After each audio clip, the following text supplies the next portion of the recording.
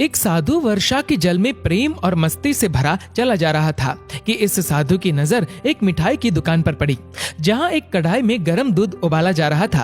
तो मौसम के हिसाब से दूसरी कढ़ाई में गर्मा गर्म जलेबियां तैयार हो रही थी। साधु कुछ क्षणों के लिए वहां रुक गया। शायद भूख का एहसास हो रहा था या मौसम का असर था। साधु हलवाई की भट्टी को बड़े गौर से देखने लगा। साधु कुछ खाना चाहता था, लेकिन साधु की जेब ही नहीं थी तो पैसे भला कहां से होते। साधु कुछ पल भट्टी से हाथ सेकने के बाद चला ही जाना चाहता था कि नेक दिल हलवाई से रहा न गया और एक प्याला गर्म दूध और कुछ जलेबियां साधु को दे दी। साधु ने गर्म जलेबियां गर्म दूध के साथ खाई और फिर हाथों को ऊपर की ओर उठाकर हलवाई के लिए प्रार्थना की, फिर आगे चल दिया। साधु बाबा का पेट भर चुका था। दुनिया के दुखों से बेपरवाह वे फिर एक नए जोश से बारिश के गंदले पानी के छींटे उड़ाता चला जा रहा था। वह इस बात से बेखबर था कि एक नव विवाहित जोड़ा भी वर्षा के जल से बचता बचाता उसके पीछे चला आ रहा है। एक बार इस मस्त साधु ने बारिश के गंदले पानी में जोर से लात मारी। बारिश का पानी उड़ता हुआ सीधा पीछे आने वाली युवती के कपड़ों को भिगो गया। उस औरत के कीमती कपड़े कीचड़ से लथपथ हो गए। उसके पति से ये बात बर्दाश्त नहीं हुई, इसलिए वह आस्तीन चढ़ाकर आगे बढ़ा और साधु को कपड़ों से पकड़कर कहने लगा, अंधा है क्या? तुझे नजर नहीं आता? तेरी हरकत की वजह से मेरी पत्नी के कपड़े कीचड़ से भर गए हैं। साधु हक्का बक्का सा खड़ा था, जबकि इस युवा को साधु का चुप रहना नाखुशगवार गुजर रहा था। महिला ने आगे बढ़कर युवक के हाथों से साधु को छुड़ाना भी चाहा, लेकिन युवक की आंखों से निकलती नफरत की चिंगारी देख वह भी फिर पीछे खिसकने पर मजबूर हो गई। राह चलते राहगीर भी उदासीनता से ये सब दृश्य देख रहे थे, लेकिन युवक के गुस्से को देखकर किसी में इतनी हिम्मत नहीं हुई कि उसे रोक पाए। और आखिर जवानी के नशे में चूर इस युवक ने एक जोरदार थप्पड़ साधु के चेहरे पर जड़ दिया। बूढ़ा मलंग थप्पड़ की ताब ना झेलता हुआ लड़खड़ाता हुआ कीचड़ में जा गिरा।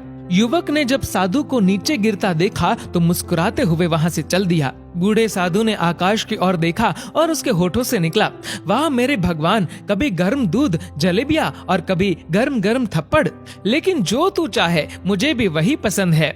ये कहता हुआ वह एक बार फिर अपने रास्ते पर चल दिया। दूसरी ओर वह युवा जोड़ा अपनी मस्ती को समर्पित अपनी मंजिल की ओर अग्रसर हो गया। थोड़ी ही दूर चलने के बाद वे एक मकान के सामने पहुंचकर रुक गए। वह अपने घर पहुंच गए थे।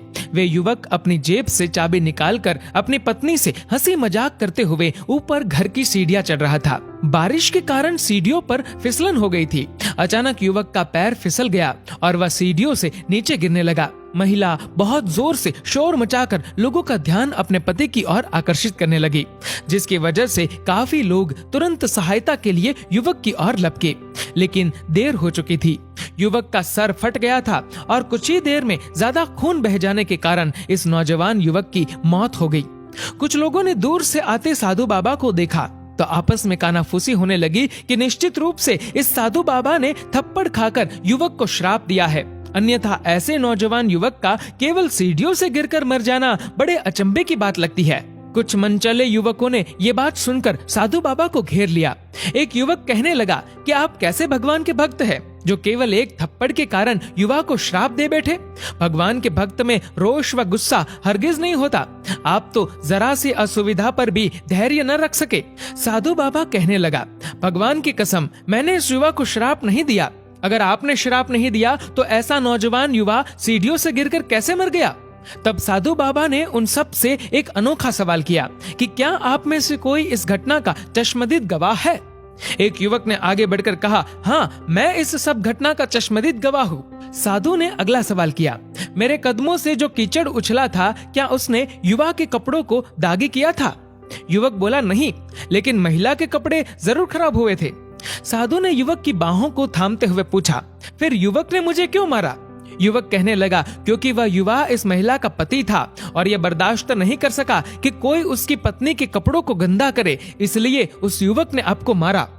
युवक की बात सुनकर साधु बाबा ने एक जोरदार ठहाका बुलंद किया और ये कहता हुआ वहां से विदा हो गया, तो भगवान की कसम, मैंने श्राप कभी किसी को नहीं दिया, लेकिन कोई है जो मुझसे बहुत प्रेम करता है। अगर उसका यार सहन नहीं कर सका तो मेरे यार को कैसे बर्दाश्त होगा कि कोई मुझे मारे।